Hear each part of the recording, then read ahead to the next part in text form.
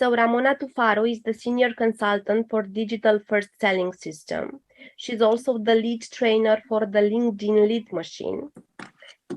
She has a background that covers more than 11 years of managerial experience and a thorough background in sales, marketing, and business advice. Also, after being a successful executive in marketing and sales in the Italian and international corporate world, working with global brands like Edel, Green Life, or BAT, or Stefanel, Benetton, Continental, Google, wow, how many, ICUNet, and many entrepreneurs in Europe and the USA, Ramona discovered that the real distinction in building successful businesses resides in the landscape of marketing and sales, and that the biggest innovation really is in marketing and the changing dynamics between marketing and sales. Coming from that experience, since 2015, she has been studying trends, which resulted in a far deeper understanding of the concept and impact of trends, as well as the ability to predict where the market is going. Following this trend, in 2019, Ramona founded the LinkedIn Lead Machine, and she created the Digital First Selling in 10-step program, which makes use of an exclusive proprietary methodology, which is called the Invisible Funnel 2.0, and provides a solution for your sales reps to build your pipeline, create more sales conversions, and improve your win rates. Having said that, Ramona, the floor is yours. Looking forward to hear the new information you will share. Elena, thank you very much. Welcome everybody to this presentation. I'm impressed with the words that you used to introduce me, Elena. Thank you so much. And of course, I appreciate the invitation of the Chamber to be a key speaker, especially on such an interesting topic, B2B prospecting and lead generation in the new reality.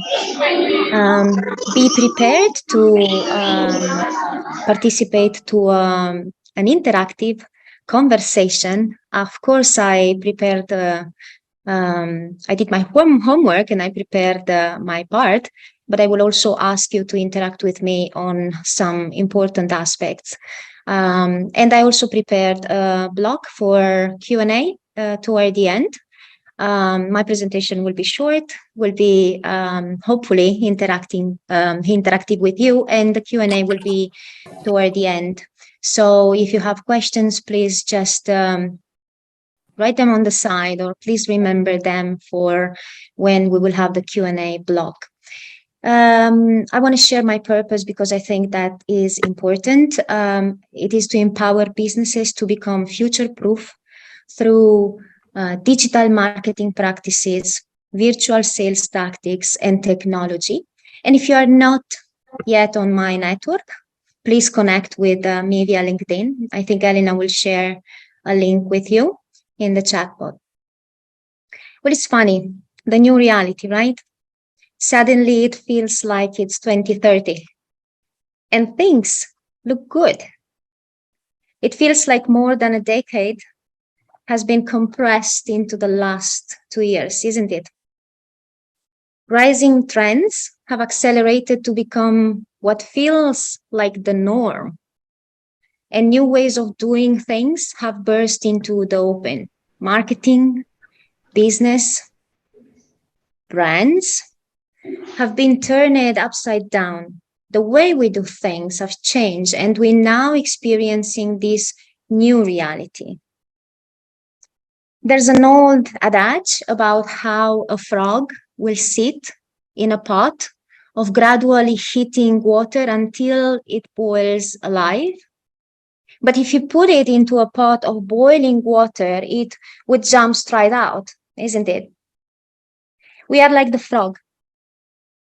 We don't notice an incremental change, but when things happen quickly, it's hard to ignore. And things have changed so fast that much of what has happened is hard to ignore, such as the contrast between then and now. There are some of the changes that were either coming our way or have shown up from nowhere.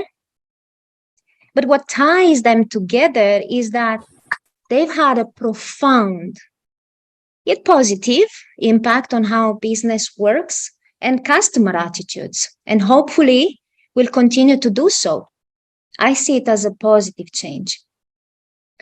So I'm curious, and here's the first interactive moment.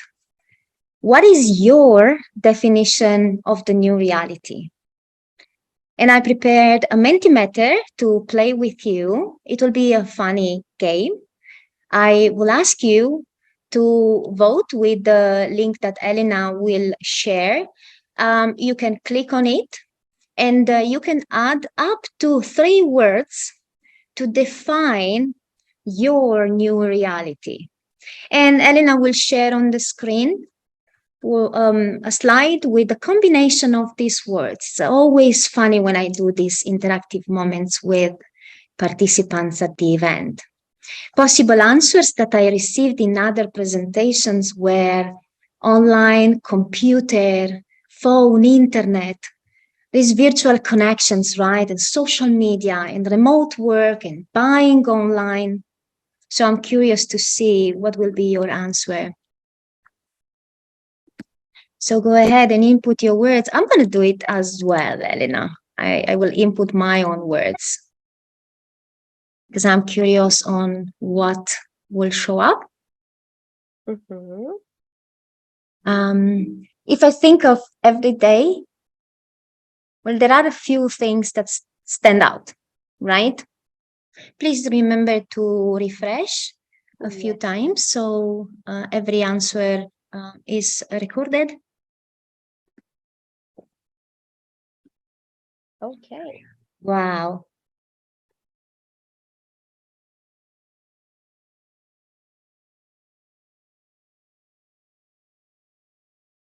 Social media, hybrid, customer touch points, remote, online, YouTube, increased dynamic, LinkedIn, network. Quite interesting, right? To see how diverse is the perspective of each one of us on the new reality. There's something that I notice here. Much of this is about digital, isn't it? What do you think? What could be like a common theme here? I see much of the digital reality, the digital reality. And I would like to share my opinion with you, and of course, also share with you how to future-proof your business for this new reality. And of course, I will touch on the digital part of it.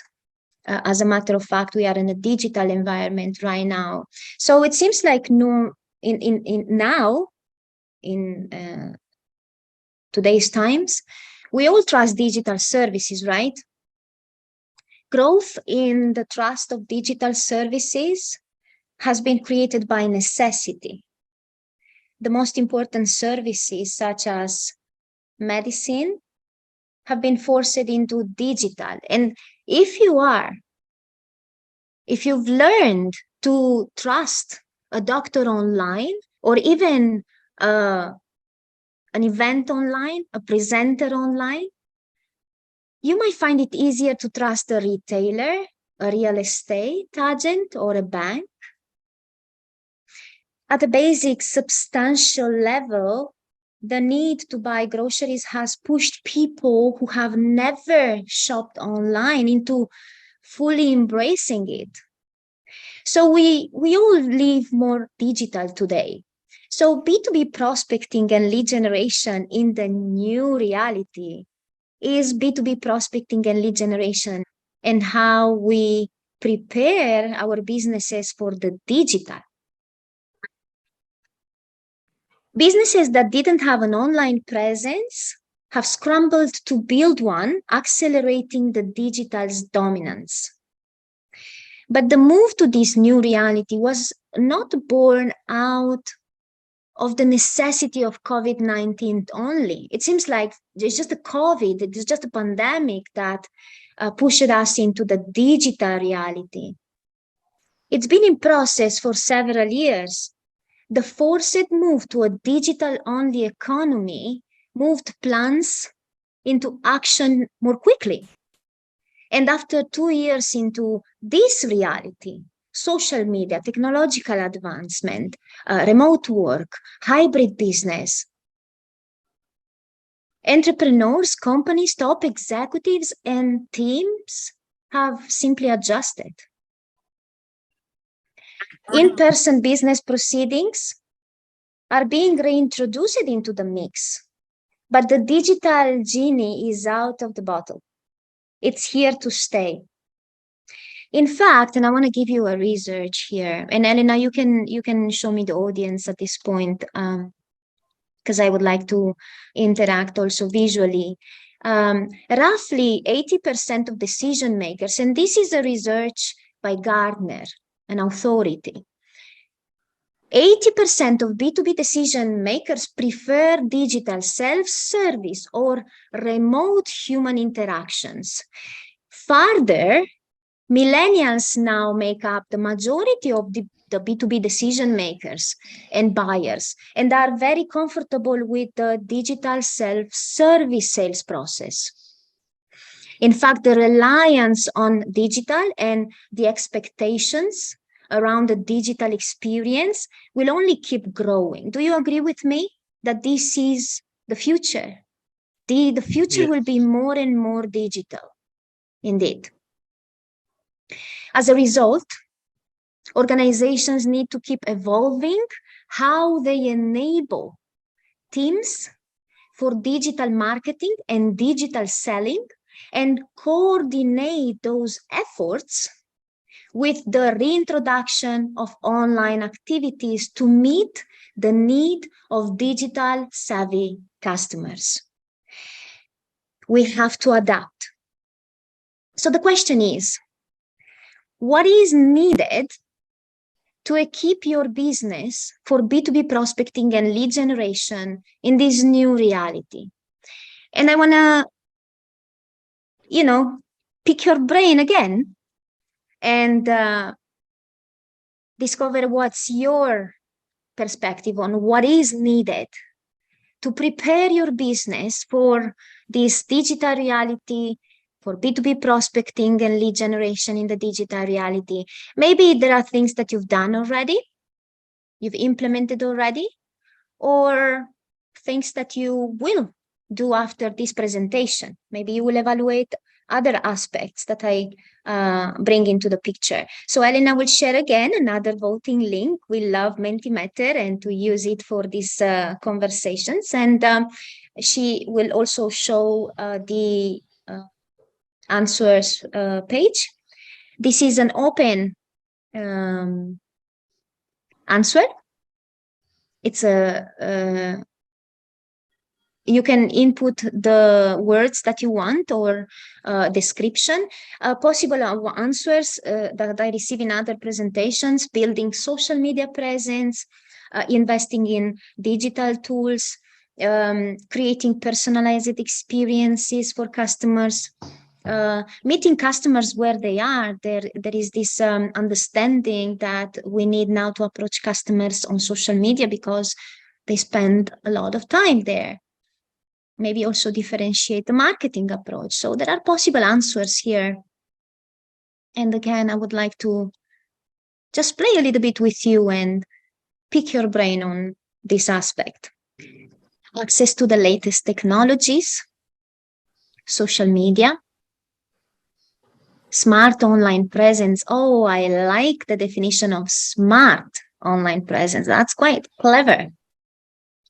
Social media. It seems like social media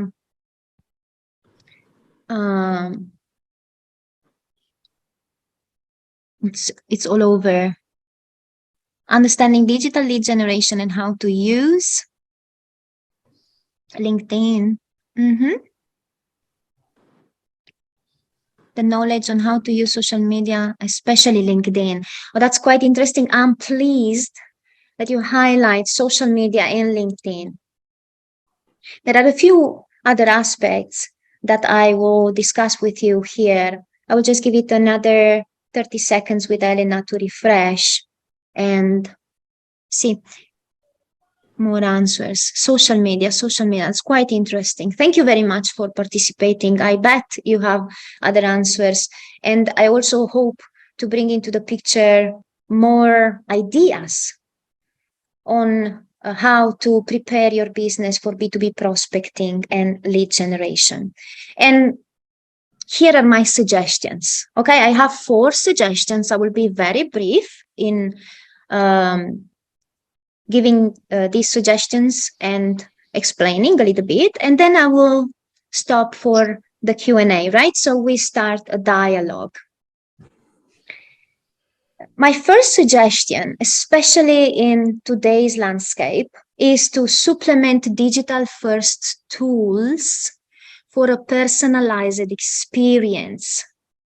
Today's B2B buyers like to educate themselves as at their own pace, as they are online, right? And they do it at their own pace, the English, consuming content online from different sources. Organizations should invest in good content marketing, creating the ebooks, podcasts, videos, webinars, and white papers that meet their buyers' needs to educate and evaluate solutions to their problems. So when you think of digital first tools for a personalized experience, you should think of tools that allow you to create content. Some of this content should be ungated and easily accessible, like customer case studies, testimonials, and blogs. You should give them for free. And you should make it as easy as possible for your ideal target to access this content. Other types of content that support deeper evaluation can be gated in order to capture a lead's contact information, name, email, and phone number, which can drive more personalized one-on-one engagement. Yeah, so don't invest only in ads to bring people to your website and then give access to gated content on your website, because you will lose up to 82% of the potential leads. Give a lot of content for free online and create this content for each level of the sales funnel.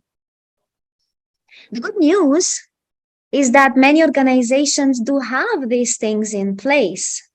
The bad news is that it's easy to fall behind on sales follow-up. And hear me out. In fact, a recent research, and this research was done by Conversica, found that 65% of companies, the companies studied for this research, only reach out to potential leads from 0 to 2 times to try to engage. Yeah, when we know that on average it takes at least 7, but as many as 15 times to try to connect. Sales teams or sales reps don't have the time or the patience to begin this process and keep it up. And what they do, they cherry pick which opportunities seem ripe. So I reached out a couple of times. I did not receive an answer. I'm just jumping on the next prospect, the next lead. So here's the important part of this process and how you can introduce a solution. Conversational AI, artificial intelligence, gives organizations the ability to personalize communications at scale. The solution may be more approachable than you think. And even before I go into details, I want to ask you, do you guys know about conversational AI? Is this a term that you heard or evaluated for your business?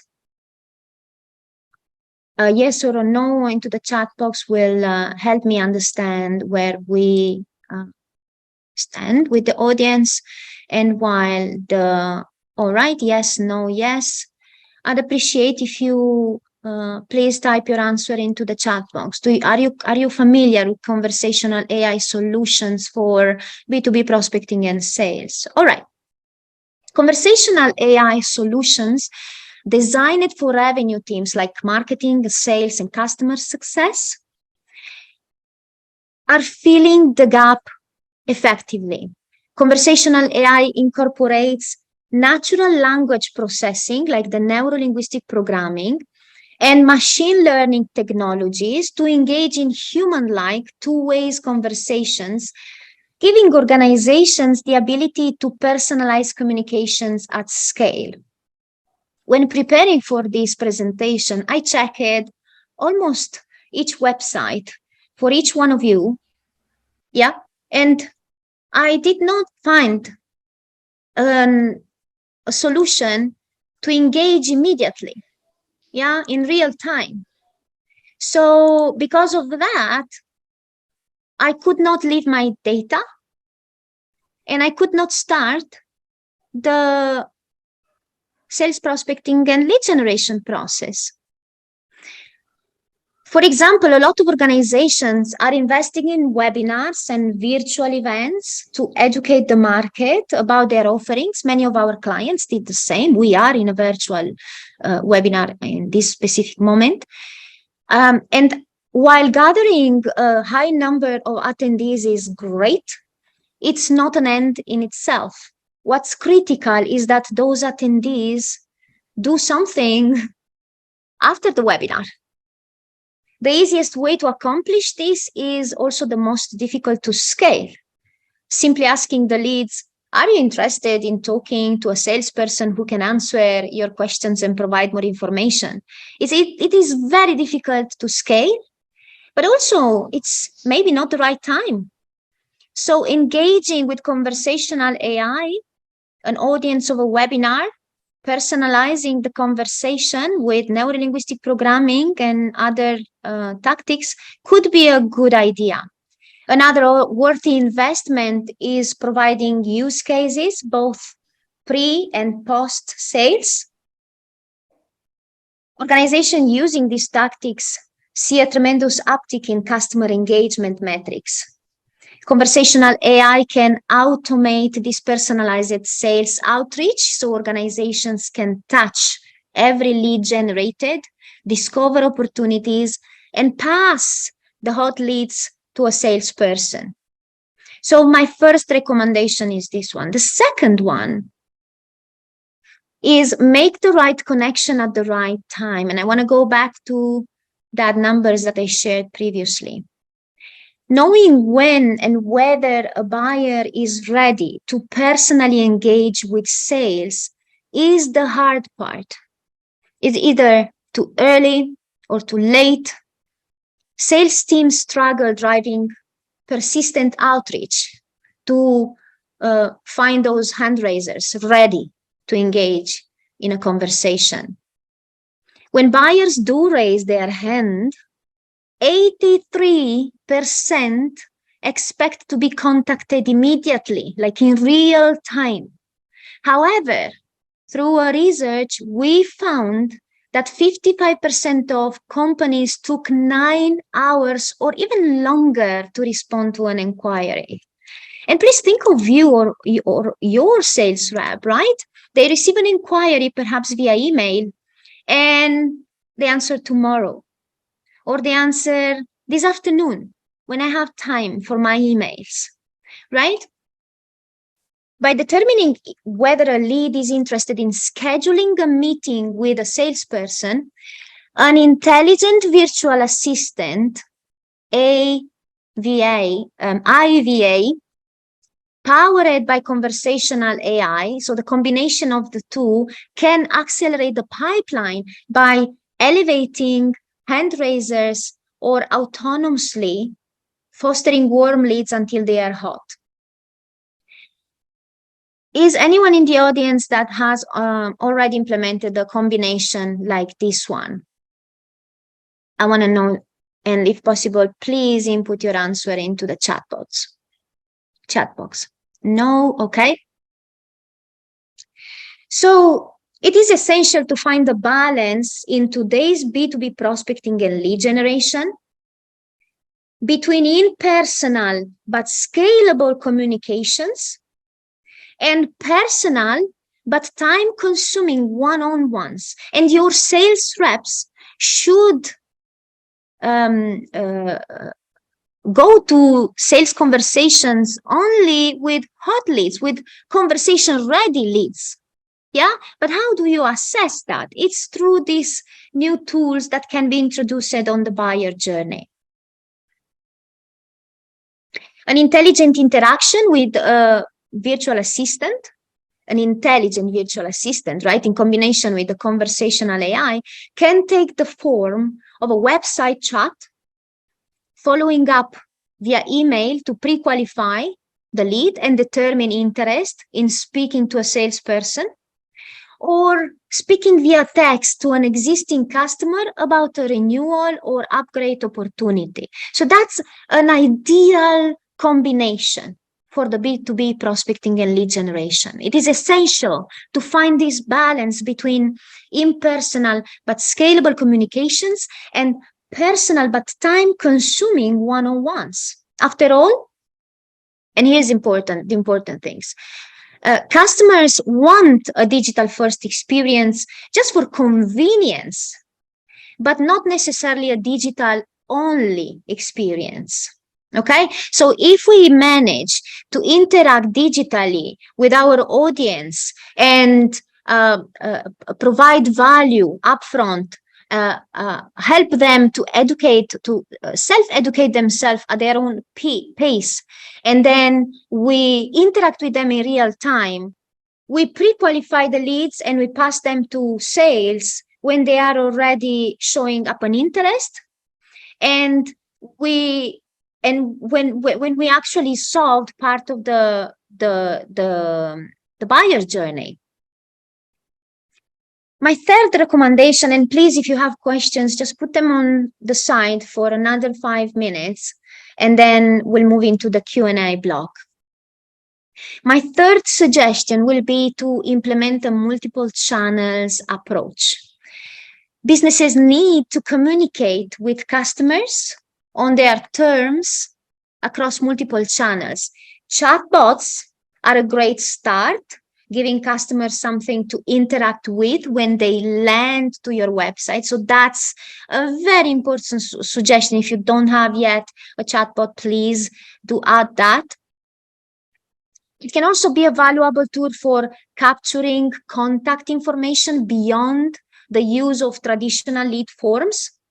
But interaction shouldn't stop there. Email is still the primary place B2B buyers anticipate follow-up and where consumers prefer to get their information.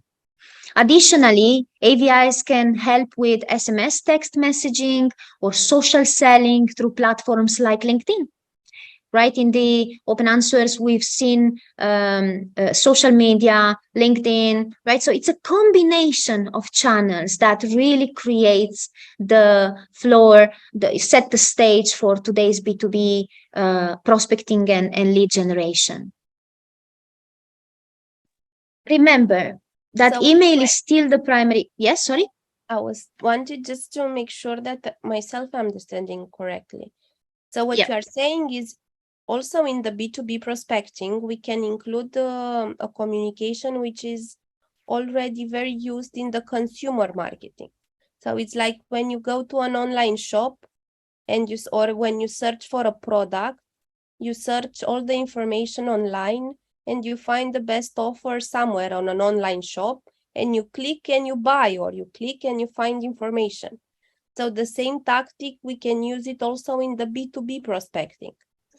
Indeed, you're right, Elena, because the latest trends are showing that even if we talk about B2B, it's really B2H, B2 human. So usually B2B prospecting and lead generation is done by buying committee. So I decide on an account, I do my research, I identify the buying committee, the influential people, and I should interact through these channels with this buying committee by educating them, by gathering more data about them. So then when they are ready for the inbound, so they come to my website, I provide them with the real-time communication. And in the meantime, on a parallel way, I still continue to interact with them through these other channels, the email, the virtual assistant, some communication on social media, right? Because it's like, imagine a path, right? But it's still a human on the other side. So that's why we have to import those tactics, strategies that are used right now in the online space by business to consumers and import them to the B2B reality. So what you are actually saying is that us as humans, we should stick on creating valuable content, and we should also always spend our time only to the real prospects that are able to pay. The rest of the things that usually takes a lot of time to contact the person, to do the follow-up, to make him reach that buying moment, can be automated through an AI system. Exactly, in part, okay? And the AI system should be always combined with a human part that evaluates, that, control the metrics, that, it's part of the process anyway. But a huge part of the digital should happen online. And it should happen through the tools that our customers are used and familiar with. Yes. And the last recommendation, and this is very important because a lot of companies made a huge evolution on the implementation of this solution, the integration with your customer relationship management. As in-person interactions pick back up, it's critical to integrate data from your face-to-face meetings into a system that holds the digital paper trail. And the CRM is that system. AI solutions can, for example, update your customer relationship management with new contact information found during the interaction digital, the interaction through the AI, the chatbot. AI can also alert your team members of a change in a lead status, such as a lead at risk or a lead turned hot, and improve visibility for sales managers monitoring their team's performance, responsiveness. Today's sales workforce looks and works differently, and you as a sales rep of your company. Alongside these changes, customer expectations have moved to a digital first preference. Now is the time, in my opinion, to ensure that workforce changes and aligns with expectation changes. And these changes should guarantee that you scale for future disruption. So to sum it up, digital first tools, conversational AI, integration with your customer relationship management, and of course the multi-channel approach, approaching them through social media, LinkedIn especially, solves multiple problems, and upgrade your B2B prospecting and lead generation, and adapt it for this new reality. So you may be wondering, where do I start, right? My recommendation is to convert your sales team or your approach as a sales rep to become a digital selling powerhouse. Digital first selling is a process that leverages digital tools, content, and channels to identify target and seamlessly engage buyers throughout their entire buying journey. This approach leads to higher engagement and acceleration of speed to revenue. Its primary objective is to help sellers get into the right conversations with the right people at the right time. And there are so many benefits, but the key benefits of this strategy includes improved lead quality, shorter sales cycle, growth of shorter sales cycle length, growth of inbound leads, increased sales rep productivity, and improved ability to connect with key decision maker in the buying committee, in the buying group. So I want to open the Q&A right now, because I presented my recommendations, and I know that I introduced some new ideas. I also discussed something a bit more easy, but also something a bit more complex. And I want to reserve enough time to answer questions. And then toward the end, I will also give you the possibility to eventually move into a one-on-one to deepen the conversation. Just let me wrap it up. The 4 recommendations that I have is, first one, supplement digital tools for a personalized experience. The second one is make the right connections at the right time, and implement a multiple channels approach. And the last one, integrate with your customer relationship management. Open for discussion. Thank you very much for listening. I want to see the chat box first. Yes? Yeah, I've sent you one there with an infographic. Have you put together an infographic representing what you've spoke about? Because you've just introduced quite a lot of moving parts, and there can be a lot of interchangeability of technologies in what you've just said there. But you've also introduced issues there that where a salesperson is going to be resistant to some of the process here. I mean, I'm aware of salespeople who won't give up their process to another salesperson because it becomes a competitive environment, right? But from what you're speaking on is the fact is the company is the beneficiary of everything, but it doesn't always work in reality, right? The human factor comes in and the competitiveness comes in. But yeah, I'd like to see an infographic reflecting what you've just put together there, because as I said, to me, there's a lot of moving parts, and things could be swapped in, swapped out. So I don't know what your thoughts are there. Indeed, you are right. There are a lot of moving parts, and I don't know if an infographic will actually solve the understanding, will facilitate the understanding of the entire process as the transition There's a number of technology levels organization. involved. Yeah, there's technology levels involved in what you've said, right? I mean, CRM can be many things, but AI can be many things as well. And there's so many competitors in that field now. I myself have tried it. The only thing I'm wary of is the cost of AI as far as that's concerned. But yes, and then there's the human factor and stuff, but also where you actually start in your sales marketing process is important to me in so much as that. I have a personal view about where marketing is and where sales are and how they both come together, right? And to me, that they need to go side by side, more or less all the way down the funnel. And at the other end, they still need to come out. But when they come out with the services people.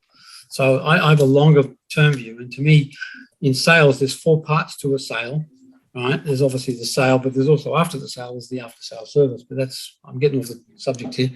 But yeah, I'd just like to see an infographic of how the technology levels come in and how that fits into the whole, if you like, integrated marketing / sales. Because to me, you can't get a salesman in there these days to sit at the table with anybody unless you've been invited.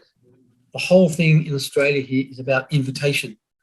Sales calls, cold calls, cold emails are dead, and they died in 2016. So now it is all about being invited. So a lot of what you said is true about you've got to get this together, but it's getting that invitation for the sales guy to come in. Otherwise, it never happens. Anyway, that's the Australian perspective from where I am. Yeah. William, thank you for sharing that. And I hear you. I appreciate your suggestion for an infographic. I think that it might bring some light on the entire process. I still believe that it's highly personal. Each of these the process, it's personalized for each company. You asked me from where we start. When we prepare a company for the digital first selling, we usually cover different steps. And the very first step that we implement is the identification of the goals and success metrics, and then the buyer identification and mapping. Because it's only when you have a clear mapping of the buyer journey that then you can add those technologies that will actually support the automation of certain steps of the buyer journey. And metrics instead will help you understand which tools will have a higher return of investment and are real. Yeah, that comes to my point earlier of contact, or knowing your contact points, right? Or your touch points with your client. Yeah, exactly. And then bringing that together with what you're now talking about here with this process, I think the two could marry together quite nicely there. Yeah. And also, it's really important to understand the contribution of marketing in today's buyer journey towards sales. It's almost 95% of it is marketing. So you clearly have to prepare your salespeople to either support the marketing in all the touch points, and step in with in collaboration with the marketing department. So in part, I guess what I'm trying to say here and make very clear is that each sales rep should become in part a marketeer and start using those digital tools that were once just for marketing purposes. Like, for example, in some organizations, salespeople build landing pages, create content in collaboration with the marketing department. They own part of the B2B prospecting and lead generation, which is digital, by educating themselves on the digital funnel and how this works. Yep.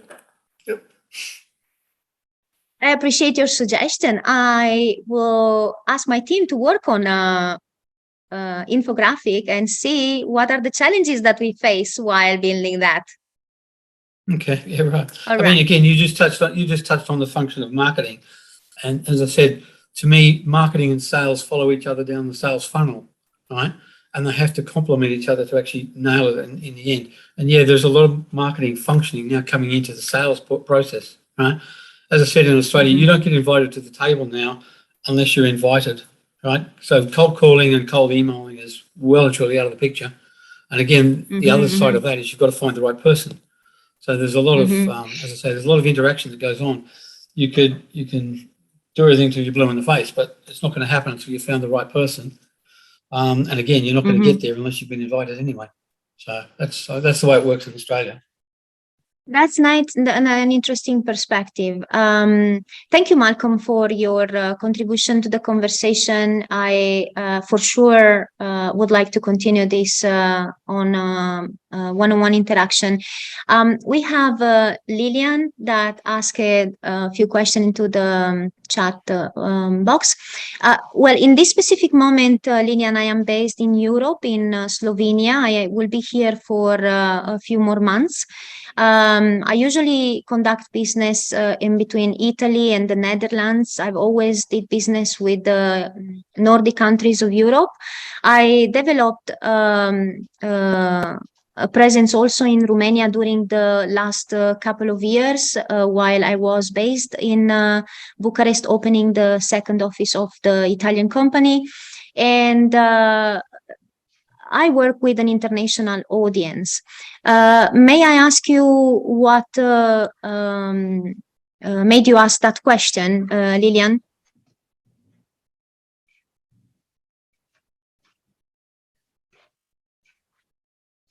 Just out of interest, that we have a few clients across Europe, and I was, you tend to hear a lot of a sort of American-led perspective on on this approach to selling.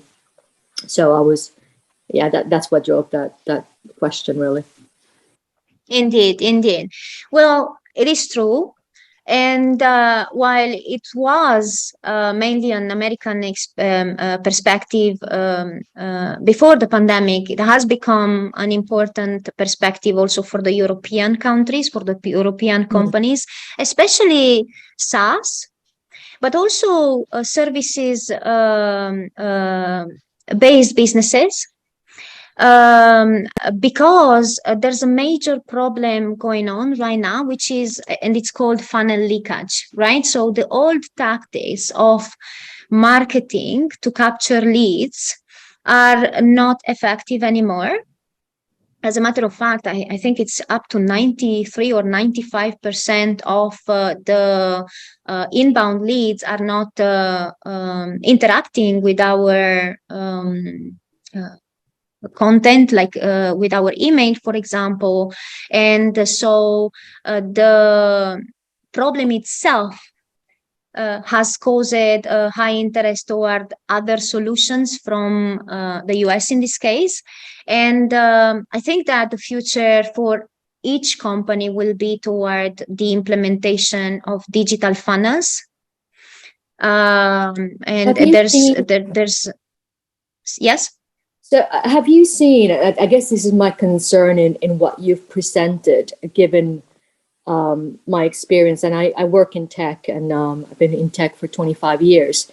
And particularly in SaaS, one of the things that I have found is that there's almost a dehumanizing of the process by using some of these technologies. So your buyer ends up feeling like they're on a factory line going through all of this. So I do appreciate that millennials are sort of taking the seat right now, the buyer seat, and I understand how that's different.